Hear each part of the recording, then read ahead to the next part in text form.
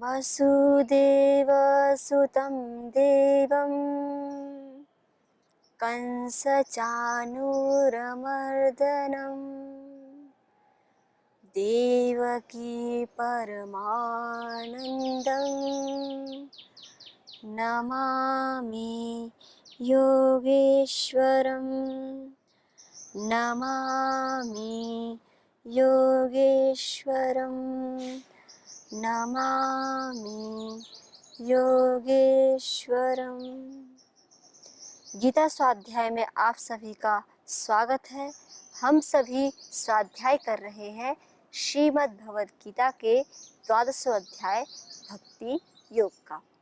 तो अभी योगेश्वर भक्ति योग का वर्णन करते हुए भगवान की शरणागति का वर्णन कर रहे हैं और फिर बताते हैं कि मय्येव मन आधत्स्व मयि बुद्धिं निवेशय निवशिष्यसि मय्येव अत ऊर्ध्वं न संशयः। तो योगेश्वर जी ने कहा अर्जुन को आश्वासन देते हुए कि मेरे में ही मन और बुद्धि को लगा दो। तो हमने इन्हीं कल दो बिंदुओं पर विचार किया था कि योगेश्वर जी बता रहे हैं कि मेरे में ही मन और बुद्धि को बता दो, अर्थात सर्वप्रथम मन को अपने में निहित करने के लिए कहा। इसमें योगेश्वर जी बताना चाह रहे हैं कि मन में अपार शक्ति है, अर्थात मन अपार पावरफुल है। इसको मनुष्य जाने, इस मन के माध्यम से मनुष्य आनंद को भी प्राप्त कर सकता है और वह दुखी भी हो सकता है। तो सुखी होने का साधन, आनंद में रहने का साधन योगेश्वर जी बता रहे हैं। तो कल हमने यही विचारा कि मन कितना पावरफुल है, इन बिंदुओं पर विचार किया। अगर मन को मनुष्य ईश्वर में लगा दे तो योगेश्वर जी कहते हैं कि निवसिष्यसि मय्येव, कि मेरे में ही निवास करेगा। तो आइए आज हम इसी स्वाध्याय को आगे बढ़ाते हैं और योगेश्वर जी की इस परम दिव्य वाणी पर स्वाध्याय करते हैं, विचार करते हैं कि क्या कहना चाह रहे हैं योगेश्वर जी। तो योगेश्वर जी कह रहे हैं कि निवसिष्यसि मय्येव, हे अर्जुन इसके पश्चात तो मेरे में ही निवास करेगा। अब प्रश्न उठता है कि योगेश्वर जी ने कहा कि मेरे में ही मन को लगा दो, मेरे में ही बुद्धि को लगा दो, तो उसके बाद क्या होगा कि मेरे में निवास करेगा, तो ये समझ में नहीं आता है। तो इसका मतलब ये है सज्जनों, हमने कल विचारा भी था कि जहाँ मन जाता है वह समस्त इंद्रियां जाती हैं। और जब मन ही हमारा ईश्वर में लगा हुआ है और तो फिर क्या होगा, सारी इंद्रियां भी ईश्वर में लगी होंगी। आँख, नाक, कान, हाथ, पैर, जिह्वा, समस्त सबका सब उनका जो भी क्रियाएं हो रही होंगी वह ईश्वर के लिए ही हो रही होंगी। जब मन व्यक्ति का ईश्वर में है तो सारी क्रियाएं भी उससे युक्त रहती हैं। तो फिर मनुष्य कठोर बोलता है या फिर इन हाथों के माध्यम से न करने योग्य कर्म करता है, इन पैरों के माध्यम से जहाँ नहीं जाना चाहिए था वहां भी चले जाता है, और इस मस्तिष्क जो नहीं विचारना चाहिए था वह भी विचार लेता है। ऐसे ही इन आँखों से जो नहीं देखना चाहिए था वह देख लेता है, और इन कानों से जो नहीं सुनना चाहिए था वह सुन लेता है। तो इन सभी दोषों से बच जाता है। और सज्जनों, जब मनुष्य दोषों से दूर हो जाता है तो स्वतः ही उसकी उस परम पिता परमात्मा में स्थिति हो जाती है, अर्थात वह उसमें ही होता है, वह उसको फिर अनुभव कर पाता है। तो जब उसका पर्दा हट जाता है ज्ञान का तो फिर वह उसको अनुभव कर पाता है। तो इसलिए योगेश्वर जी कह रहे हैं कि जब साधक का मन मेरे में होगा तो समस्त इंद्रियां मेरे साथ जुड़ी रहेंगी और फिर उनको यह अवकाश अर्थात अवसर ही नहीं मिलेगा कि वह न करने योग्य किसी भी कार्य को करे और जिससे कि मनुष्य दुखित हो और उसके अंतःकरण में जो त्रुटिहीन जो संस्कार हैं वह बने। तो फिर यह इतना अच्छा उपाय योगेश्वर जी बता रहे हैं। इसलिए तो कहते हैं गोस्वामी जी भी क्या कहते हैं, भगवान श्री राम के मुख से कहलवाते हैं, सन्मुख होई जीव मोह जवही जन्म कोटि अघ नासहि तवहि कहते हैं कि सन्मुख होए जीव मोय जब ही। रामचरितमानस में कहते हैं मर्यादा पुरुषोत्तम श्री राम जी कि जब मनुष्य मेरी ओर आता है तब क्या होता है कि जो उसने भले कितने पाप किए हों सब धुल जाते हैं, अब वो मेरा हो जाता है। तो इसलिए गोस्वामी जी भी ये कह बैठे और जो योगेश्वर जी कह रहे हैं कि साधक का चित्त उस परम पिता परमात्मा में होगा तो फिर स्वतः ही उसमें उसकी स्थिति हो जाएगी और उसके अंतःकरण में फिर वह योग्यता आ जाएगी कि वह उसको हर पल अनुभव कर सकता है। तो यह शरणागति की बात चल रही है, भक्ति की बात चल रही है। तो ऐसे ही गोस्वामी तुलसीदास जी भक्ति विलास में बताते हैं कि किसी भी साधक को अगर शरणागति में रहना है तो उसके 6 लक्षणों का वर्णन करते हैं कि उसके लिए एक शर्त आवश्यक है। वह शर्त क्या है? तो देखिए, आइए हम सभी स्वाध्याय करते हैं कि क्या कहते हैं कि किसी भी साधक को गुरु भगवान की शरणागति में आना है तो इन 6 नियमों का पालन करना पड़ेगा। और जब वो इन 6 नियमों का पालन करता है सज्जनों, तो फिर वह पूर्ण रूप से उस भक्ति के आनंद को, शरणागति के आनंद को प्राप्त कर सकता है। तो कहते हैं गोस्वामी जी, आनुकूलस्य संकल्पः प्रातिकूलस्य वर्जनम् रक्षिष्यतीति विश्वासः गोप्तृत्वे वर्णं तथा आत्मनिक्षेपकार्तव्यं षड्विधा शरणागति। तो कहते हैं आनुकूलस्य संकल्पः, इसका क्या अर्थ है कि जिस गुरु भगवान की हम शरणागति में हैं तो कहते हैं आनुकूलस्य संकल्पः कि सर्वप्रथम एक शर्त है कि अपने शरण्य के अनुकूल ही सोचना, क्रिया तो बहुत दूर, ऐसा विचार भी नहीं करना, भीतर से केवल आनुकूल से, जो जैसे हम किसी भी जो भगवान ने जो नियम बना रखे हैं कि मनुष्य को, वेद भगवान में कहा गया है कि कैसे मनुष्य को रहना चाहिए, कैसे नहीं रहना चाहिए, क्या सोचना है, क्या विचारना है, तो जो विधि विधान बता दिए हैं।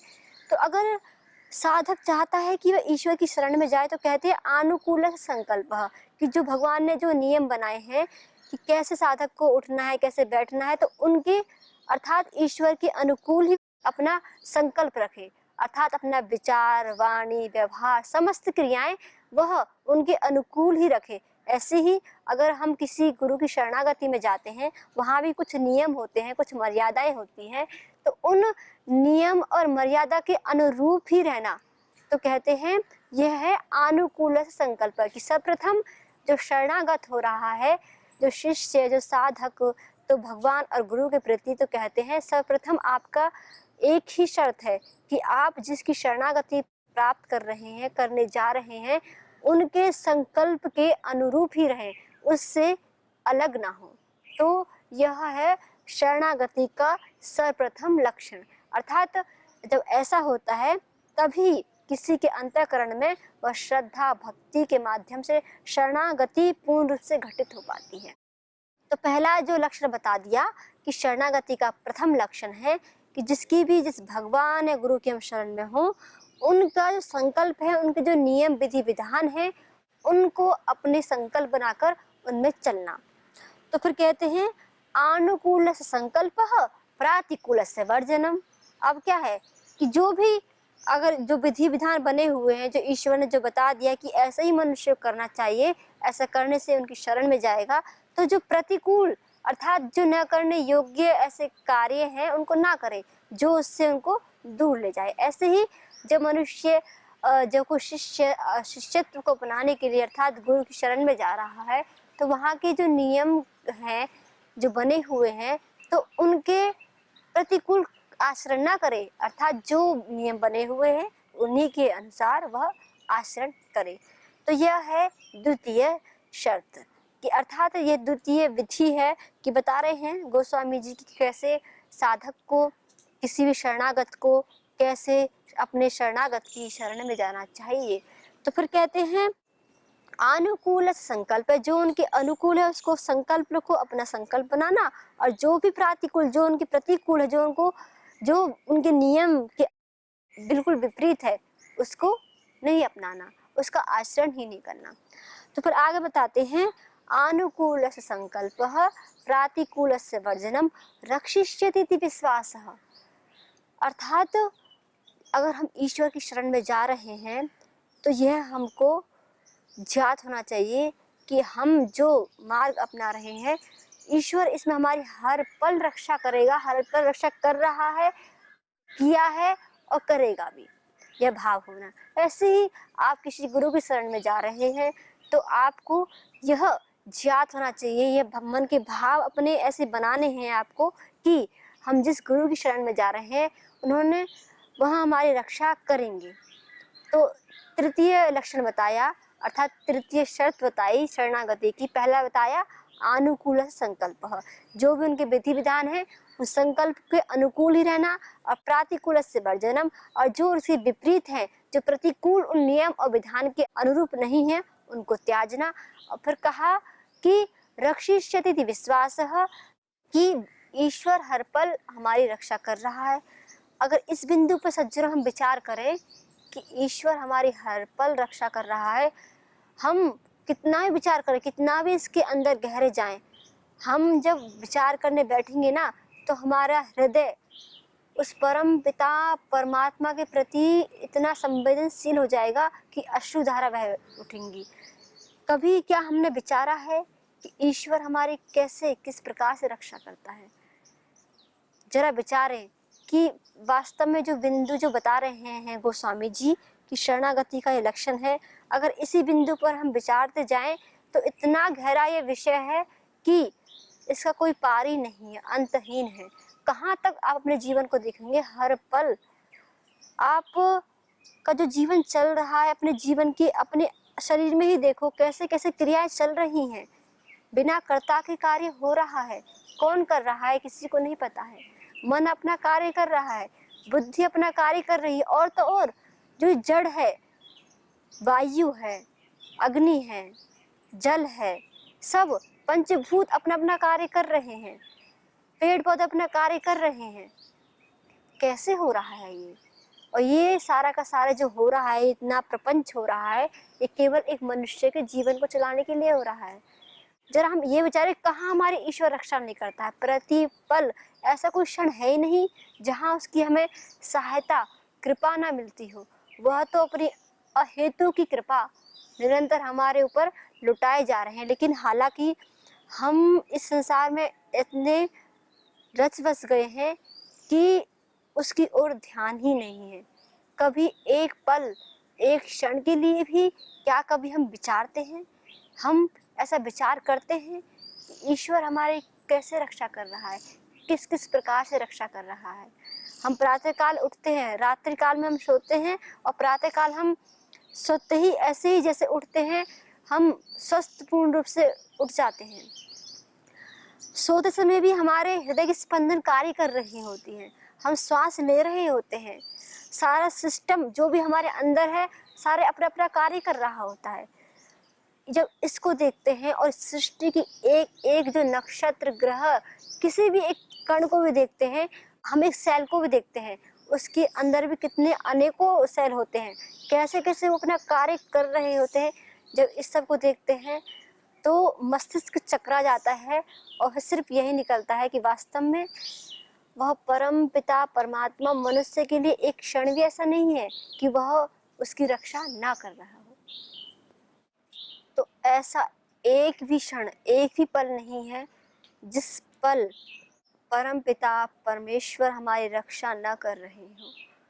उनकी रक्षा से ही हमारा समस्त इस सृष्टि का और हम सभी का जीवन चल रहा है। तो सज्जनों, यह केवल शाब्दिक ज्ञान नहीं है, यह तो जो आप कभी संध्या काल में बैठे, प्रातःकाल उठ के इन बिंदु पर विचार करें तो आपका हृदय उस परम पिता परमात्मा के लिए अपार प्रेम से भर जाएगा। तो फिर आपकी प्रीति उस परम पिता परमात्मा से जुड़ जाएगी। तो गोस्वामी जी कह रहे हैं कि यह जो रक्षत्व का भाव है यह साधक को होना चाहिए। यह है चौथी शर्त कि एक तो अनुकूल से संकल्प, जो भी विधि विधान ईश्वर ने बनाए हैं उनके अनुरूप ही चलना, और जो प्रतिकूल है, जो विपरीत है, उनके अनुरूप न चलना, अर्थात उनको छोड़ना। ऐसे ही अब आगे बताते हैं आत्म निक्षेप कार्पण्यम। अब देखो होता क्या है, जब कोई भी साधक अपनी यात्रा कर रहा होता है तो उसको चलते चलते कुछ सिद्धियां प्राप्त होती हैं, उसका फिर संसार मान भी रखता है, सम्मान भी करता है। तो कह रहे हैं गोस्वामी जी कि उस समय साधक को क्या करना है, तो उस समय ये भाव रखना है, देखो जो भी हो रहा है उस परम पिता परमात्मा की कृपा से ही हो रहा है, और आगे जो भी होगा उसी की ही अनंत कृपा से होगा, ये भाव रखना।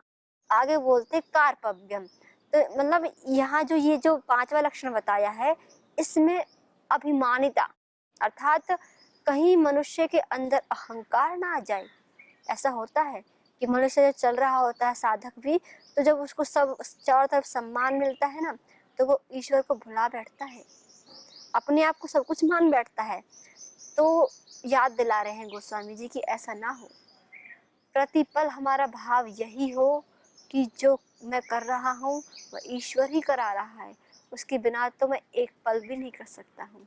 ऐसा भाव हो जाए तो कहते हैं यह शरणागति का भाव है। ऐसे ही एक शिष्य कैसे करे, शिष्य का भाव भी एक गुरु के प्रति ऐसा होना चाहिए। क्योंकि हम देख रहे हैं या तो जो मनुष्य है सर्वप्रथम किसी गुरु की शरण में जाता है, फिर उसके धीरे धीरे पग उस परम पिता परमेश्वर की ओर बढ़ते हैं।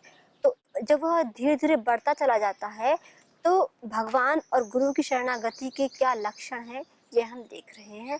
तो यह भाव जो साधक का होता है, ये ऐसा नहीं कि नाटक करना है, वास्तव में जब हम इस पे विचारेंगे, ये देखो हमने देखा पहले विचार किया था, सारी की सारी क्रियाएं हैं, ये हमको करके देखनी होंगी, और वास्तव में जब हम करेंगे तब हम उसका फल पा सकते हैं। इसके बिना किए तो फल अर्थात उसकी अनुभूति नहीं हो सकती है। कोई कितना भी कहता रहे गुड़ मीठा है मीठा है, जब तक नहीं खाएगा नहीं पता चलेगा। इसलिए योगेश्वर जी कह तो रहे हैं, शास्त्रों का तो यही, ऋषि मुनियों का, सभी महापुरुषों का तो यह कार्य है कि मनुष्य को ऊपर उठाना, इसलिए बता रहे हैं। लेकिन वो उस क्रिया को हमें अपने जीवन में सर्वप्रथम लाना पड़ेगा, जब हम लेके आएंगे तब उसका अनुभव कर पाएंगे। तो ऐसे भाव जो साधक लेके आता है ना, तो सच में साधक के हृदय में एक अपार प्रेम, अगाध प्रीति उस परम पिता परमात्मा के प्रति उत्पन्न हो जाती है। तो समस्त जो संसार के जो प्रेम है वो फीका पड़ जाता है। तो यह है पांचवा लक्षण। तो आगे बताते हैं कि कार्पव्यम, अर्थात फिर कहते हैं कि हम शरणागत हैं, इस शरणागत है इस भाव को भी नहीं रखना, अर्थात अहंकार का त्याग करना, सर्वथा कर्तृत्व और अहंकार से दूर रहना, अर्थात अहंकार में एक पल के लिए भी न फंसना। तो बताना चाह रहे हैं कि 6 लक्षण बता दे, षड्विधा शरणागति। तो यह 6 प्रकार की शरणागति का वर्णन किया है। जो साधक अपनी यात्रा पे चल रहा हो तो बता रहे हैं गोस्वामी जी कि उसके लिए यह 6 शर्त अत्यंत आवश्यक है कि उसको 6 शर्तों को अपनाते हुए अपनी जो भक्तिमय यात्रा है, या वो किसी गुरु या भगवान की शरण में जा रहा है, तो उसको जब इन 6 भावों के माध्यम से वो जाता है तो पूर्ण रूप से और शरणागत होने के का जो फल है वो प्राप्त कर सकता है। तो योगेश्वर जी भी वही बता रहे हैं, क्या मयि एव मन आधत्स्व मयि बुद्धिम निवेशय निवसिष्यसि मय्येव अतः ऊर्ध्वं न संशयः। तो शरणागति के हमने 6 लक्षणों को देखा कि कोई भी साधक गुरु भगवान की अगर शरणागति में जा रहा है, जब तक उसके अंदर ये भाव नहीं होंगे तो उद्धार नहीं होने वाला है। तो सज्जनों, अब आगे योगेश्वर जी बताते हैं कि देखो अब इतना बता दिया, फिर अर्जुन कह रहे हैं कि देखो मैं तो ये भी नहीं कर पा रहा हूँ। आसान थोड़ा है कि योगेश्वर जी ने कह दिया कि अपने मन को मेरे में लगाओ। हम किसी सामान्य मनुष्य को बोले कि अपने मन को ईश्वर में लगाओ तो एकदम वो लगा दे, क्योंकि उसके अंदर इतने संस्कार हैं, इतने विचार आते हैं कि वो चाहकर भी अपने मन को लगा नहीं पाता है। तो ऐसे ही अर्जुन की स्थिति है। मन बुद्धि को समस्त इंद्रिया एकदम से कैसे होगा ये। तो ऐसे ही अगर हम किसी को बोले कि आप ध्यान करने के लिए बैठो और सीधे बैठिए, अपने मन को उस परमपिता परमात्मा में लगाइए, तो उसके लिए बहुत ही कठिन हो जाता है, क्योंकि ऐसा मन को हैबिट ही नहीं है, ऐसे संस्कार ही नहीं है, और बैठता भी है तो कार्यों में खो जाता है या फिर विचारों में खो जाता है। तो फिर अब योगेश्वर जी, जब अर्जुन ने कहा कि हे योगेश्वर, मैं तो ये करने में अपने आप को असमर्थ पा रहा हूँ, तो योगेश्वर जी कहते ठीक है अर्जुन, यह भी करने में असमर्थ है, तो कह बैठते हैं योगेश्वर जी, अथ चित्तं समाधातुं न शक्नोषि मयि स्थिरम् अभ्यास योगेन ततो मामिच्छाप्तुं धनंजय। अर्जुन ने कहा, हे योगेश्वर, मैं ऐसा नहीं कर पा रहा, मैं अपने आप को असमर्थ पा रहा हूँ, कैसे हो सकता है ऐसा। तो योगेश्वर कहते ठीक है, अथ चित्तं समाधातुं, अर्थात कोई नहीं अर्जुन, अपने चित्त को, अपने मन को अगर तू मेरे में भी नहीं लगा पा रहा है, तो क्या बोलते हैं समाधातुं, मतलब नहीं लगा पा रहा है, तो क्या कहते हैं, अभ्यास योगेन ततो मामिच्छाप्तुं धनंजय, कि अभ्यास के द्वारा, योग के द्वारा क्या करो, मेरी ओर बढ़ो। अब ये बहुत बड़ा एक विषय योगेश्वर ने सामने रख दिया है, और प्रत्येक साधारण मनुष्य की जिसकी ये शिकायत होती है कि मेरा तो ध्यान लगता ही नहीं है, मेरा मन ईश्वर में लगता ही नहीं है, तो उनके लिए बहुत अच्छा विषय है, योगेश्वर जी बता रहे हैं। तो कहते हैं देखो, क्योंकि योगेश्वर जी अर्जुन को माध्यम बनाकर प्रत्येक जनमानस की जो चेतना है सबका समाधान करना चाह रहे हैं, तो यहाँ भी समाधान कर रहे हैं। तो समाधान करते हैं, क्योंकि देखो पहले हमने विचारा था प्रत्येक मनुष्य के संस्कार अलग अलग होते हैं, किसी को हम बोले तो वो तुरंत अपने मन को परमपिता परमेश्वर में लीन कर सकता है, उनके ध्यान में मग्न हो सकता है। सबके संस्कार अलग अलग हैं, कुछ के तो बैठ ही नहीं पाते शांत होके, कुछ बैठ भी जाते हैं तो विचार आते हैं। तो ऐसे ही अर्जुन को माध्यम बनाकर योगेश्वर जी ईश्वर की ओर बढ़ाने के लिए साधक को अलग अलग विधि बता रहे हैं कि ठीक है, यह नहीं कर सकते तो ऐसा तो कर लो। तो यह बताना चाह रहे हैं कि ठीक है अर्जुन, तुम यह नहीं कर सकते हो तो क्या करो, अब इसका अभ्यास करो। देखो अभ्यास क्या होता है, किसी लक्ष्य पर चित्त को बार बार लगाने का नाम अभ्यास है, और फिर समता का नाम योग है, और समता रखते हुए योग करना अर्थात समता रखते हुए अभ्यास करना, ये हो गया अभ्यास योग। तो योगेश्वर जी कह रहे हैं कि अभ्यास करो। ये अभ्यास बहुत, किसी भी साधक को किसी भी क्षेत्र में अगर आगे बढ़ना है, अभ्यास उसकी बहुत सहायता करता है। इतनी सहायता करता है कि अगर वो किसी क्षेत्र में आगे बढ़ना चाहता है तो वो किसी भी प्रैक्टिस में, देखो ऐसे भी देखा जाए, कोई बहुत अच्छा खिलाड़ी बनना चाहता है तो क्या ऐसे ही बन जाता है? हो सकता है कुछ संस्कार उसके अंदर हो, लेकिन बहुत अच्छा बनना चाहता है, क्या करना पड़ेगा उसको, बहुत प्रैक्टिस करनी पड़ेगी। कोई बहुत अच्छा साधु बनना चाहता है, एकदम उच्चता में जीना चाहता है, तो उसको अपने मन को, अपने अंतःकरण की चेतना के बार बार ऐसी प्रैक्टिस, ऐसा अभ्यास करना पड़ता है कि वह फिर ऐसा समर्थ हो जाता है कि अपने मन को उस परम पिता परमात्मा में लगा सकता है। तो कोई भी किसी को विद्या के क्षेत्र में आगे बढ़ना हो तो उसको उसके लिए बहुत प्रैक्टिस करनी पड़ती है।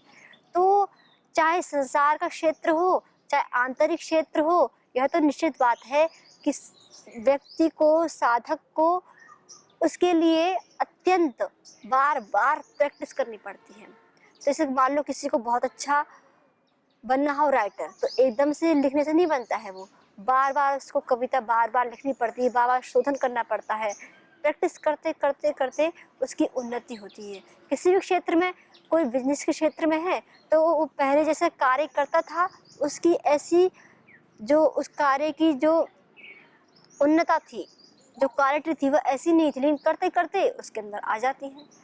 तो योगेश्वर जी भी यही बता रहे हैं कि हे अर्जुन, कोई नहीं, डरने की बात नहीं है, डरो मत। अगर आप यह नहीं कर पा रहे हो ना, कोई नहीं, ऐसा करो, अभ्यास करो, प्रैक्टिस करो। हम भी ऐसे बोलते हैं ना, जैसे मान लो कोई कोई अध्यापक किसी बच्चे को पढ़ा रहा हो और बच्चा घबरा जाए कि उसको मान लो मैथ के सम जो होते हैं वो उसको निकालने नहीं आ रहे हों, तो क्या बोलते हैं शिक्षकगण भी? यही बोलते हैं कि घबराओ मत, घर जाकर प्रैक्टिस करना, बार-बार प्रैक्टिस करना, पूछना कि कैसे इसको किया जाता है, कैसे मैं इस सम को हल कर सकता हूँ, कैसे इस सवाल को मैं इसका सॉल्यूशन निकाल सकता हूँ। तो ऐसे करते-करते क्या होता है सज्जनों, फिर वो जो स्टूडेंट होता है, जो विद्यार्थी होता है, तो फिर वह उसमें सफल हो जाता है। तो ऐसे ही योगेश्वर जी एक गुरु की भांति, जैसे मान लो कोई शिष्य गुरु के पास जाए कि मैं तो जो भी अपना कुछ दोष बताए या कुछ अपनी जो उसके जीवन में त्रुटि की मैं ऐसा नहीं कर पा रहा हूँ, तो गुरुजन भी यही कहते हैं, कोई नहीं बेटा, ऐसा करो कि इसका बार प्रैक्टिस करो। कोई उनको विधि बताते हैं कि ऐसा करने से आपकी वह स्थिति आ सकती है।